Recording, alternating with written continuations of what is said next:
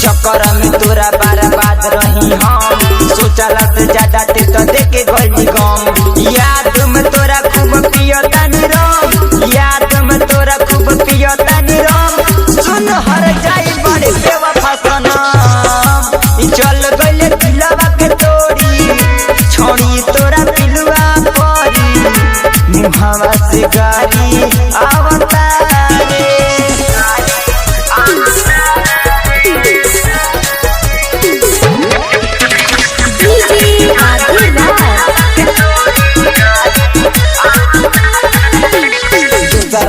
पर जदि टकबेरे हमर नियन पे डहकबे रे, पइबे न कहीं सुन कतहीं सकून, पइबे न कहीं सुन कतहीं सकून। दिलवा से गिरत हदर हदर खून, चल गइले दिलवा के तोड़ी, छोड़ी तोरा पिलुआ परी, मुहावा से गारी आवता रे।